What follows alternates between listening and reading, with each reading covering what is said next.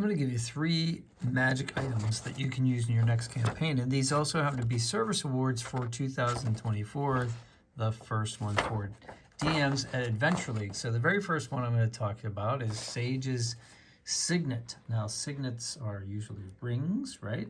And they have that crest, you know how like they used to do like a wax seal? You'd have like a symbol on there.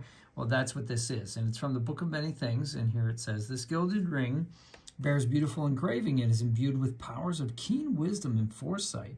While wearing this ring, you can use an action to cast the augury spell from the ring, which means you don't use a spell slot. You just cast it from the ring. Once you use the ring to cast the spell, the ring can't cast that spell again until the next dawn. 6 varieties of Sage's Signet ring exist, each with a different signet. See the table below. A ring signet determines its rarity as well as the additional spells it can cast. While wearing a Sage's Signet, you can cast each of the additional spells from the ring using your intelligence as the spell casting ability. Once you cast each of the additional spells from the ring, it can't cast again until the next dawn. So even if you're not a spellcaster, let's say you're a rogue or something, or a fighter, you can still cast these spells with this ring, right? But you're going to have to use your intelligence modifier here. The augury spell, I looked up for you guys. It seems, I don't know, the way it's written, it doesn't seem like it's all that great to me, okay? So let's check it out. By casting gem-inlaid sticks, rolling dragon bones, laying out ordinate cards, or employing some other divining tool, you receive an omen from an otherworldly entity about the results of a specific course of action that you plan to take within the next 30 minutes. The DM chooses from the following possible omens.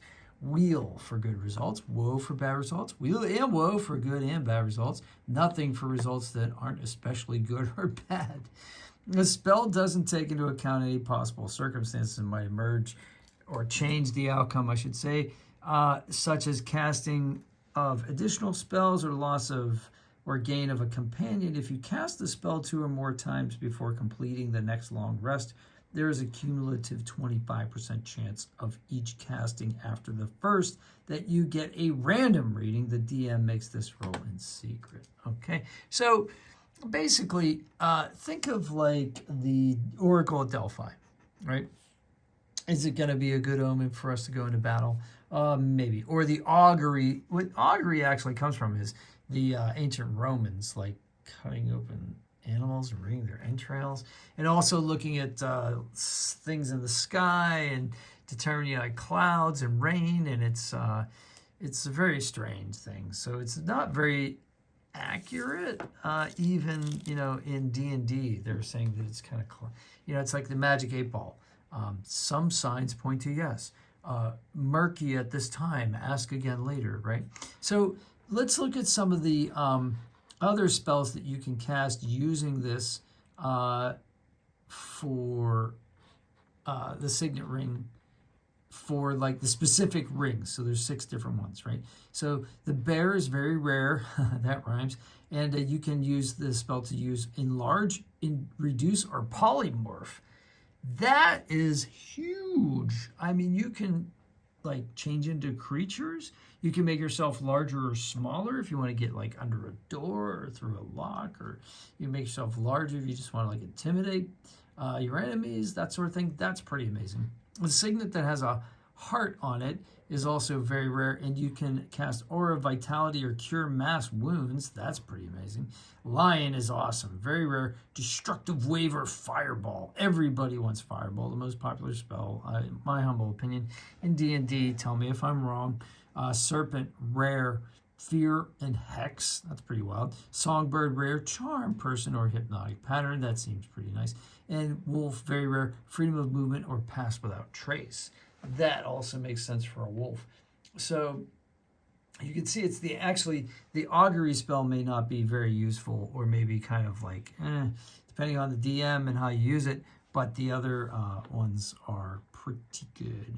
So that's from the Book of Many Things. The second one also is from the Book of Many Things, which I don't have. That's why I'm using this laptop here to tell you guys about it. So it's Baleful Talon, which is very rare. It's a dagger. And you gain a +1 bonus to attack and damage rolls made with this hooked obsidian dagger. Pretty cool looking, I guess. When you hit a creature with this magic weapon and roll a 19 or a 20, so you have a 1 out of 10 chance on the attack roll, the creature must make a DC 15 Constitution saving throw. That's pretty high at lower levels. Again, I'm sorry. As the dagger flares with a sickly light, the creature takes 6d6 necrotic damage on a failed save. That's a lot. And half as much on a successful one. If this damage reduces the creature to 0 hit points, the creature disintegrates into dust. How cool is this?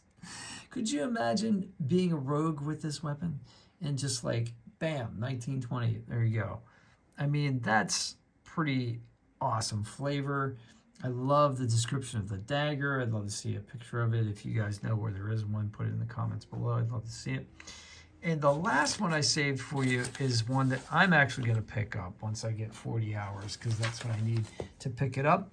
And I'm going to show you guys what that is, because it's actually in the Dungeon Master's Guide. So it's actually right here. It's called, and here's a picture of it. It's the Robe of Stars, right? So the Robe of Stars is a wondrous item, very rare. It requires attunement. Whoa, hello. It is, it says, this black or dark blue robe is embroidered with small white or silver stars. You gain a +1 bonus to saving throws while you're wearing it. +1 is huge in D&D 5e, guys. 6 stars located on the robe's upper front portion, like right here. Those 6, right, are particularly large. While wearing this robe, you can use an action to pull off one of the stars and use it to cast Magic Missile as a 5th level spell. Daily at dusk, 1d6 removed stars reappear on the robe. While you're wearing the robe, you can use an action to enter the astral plane, along with everything you are wearing and carrying. You remain there until you use an action to return to the plane where you were on. You reappear in the last space you occupied, or if that space is occupied, the nearest occupied space. So you don't glitch into a creature if you come back. And how cool is that? It's like, you know, you get in trouble in a battle, boom, astral plane. Wait till it's over, boom, come back. Pulling these off, 5th level magic missile, that's pretty wild. So, I mean, does that actually mean, it says you cast the magic missile, you cast magic missile as a 5th level spell. When you cast magic missile, usually you get 3 missiles.